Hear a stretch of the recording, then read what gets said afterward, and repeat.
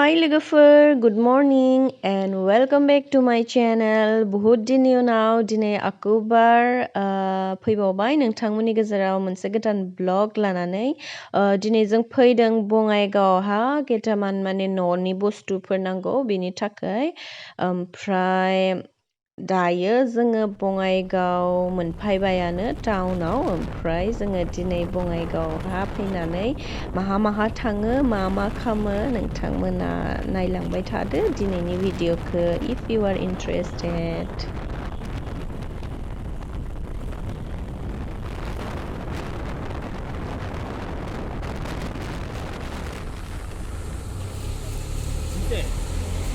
Hi लोगोफोर, finally मोनफैबाय KFCआव दा जों सिङाव एन्ट्रि खालामगासिनो ओमफ्राय दा नायलांबाय थादो नोंथांमोना नैबेनो माने निउलि खुलिदों बे KFCआ बङाइगावहा जायफ्रा जोङो खाथियाव फैनानै जानो हागोन जायफोरनि KFCआ फेभरेट स' नायलांबाय थादो लोगोफोर आं दा देखायगोन नोंथांमोना मा जायो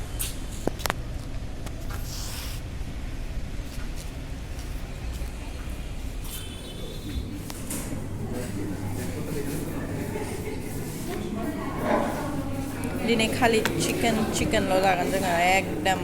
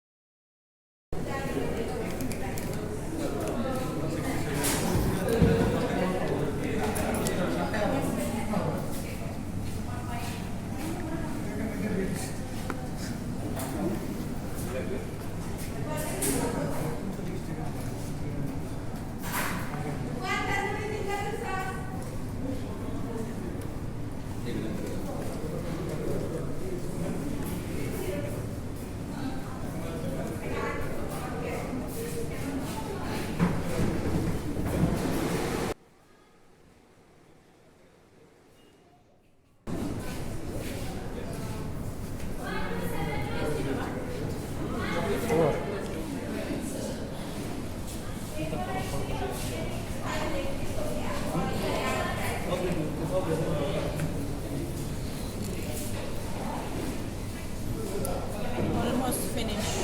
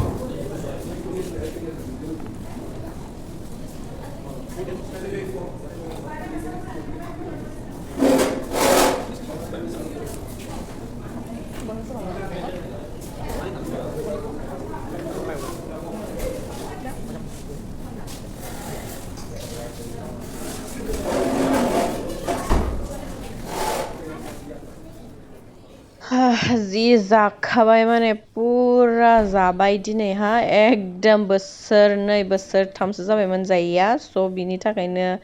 जि जाब्रा चिकेन जाबाय दिनै KFC chicken one of my favorite बेयाव गोदान खुलिदों बिनिखायनो फैबाय नङाबाथ' गुवाहाटीयाव थांनानै जायाबानो मोनजाया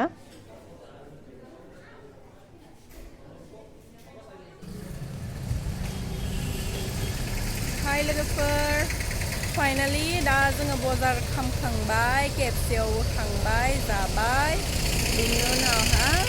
माने बिशालावहायनोमोन केटामान बुस्थु लानो दा लाखांबाय ओमफ्राय हौवाया माने पार्किंआवहा बाइक दोननायमोन स' दा बाइकखौ लायनो थांदों ओमफ्राय थांनोसै जों केटामान बुस्थु लाबाय माने फिसा बिला इयावहा लादोंमोन ओमफ्राय दा आङो साइडआवहा हौवाखौ नेबाय थादों फैथ'वाखै दा ओमफ्राय डाइरेक्ट रुमाव थांसै जों जेरावबो हाबला दे लोगोफोर होमबा आं दिनैनि भिडिअ'खौ बेयावनो फोजोबनोसै बे खैथामान फट' जों दिनै क्लिक खालामदोंमोन आङो जास्ट माने मेम'रिनि थाखाय बेखौबो आङो भिडिअ'जों लोगोसे आपल'ड खालामना दोनबाय माने फनफोराव दोनबा मालाबा समाव फन गोमायो बा फना हामा जानानै होयो स' फट'सफोराबो गोमालाङो स' बिनि थाखायनो आङो फट'सखौबो भिडिअ'जों लोगोसे लास्टावहा आपल'ड खालामना होबाय दे लोगोफोर दिनैनि आंनि भिडिअ'खौ नायनानै नोंथांमोना जुदि मोजां मोनदोंबा प्लिज लाइक एन्ड साबस्क्राइब खालाम बाय बाय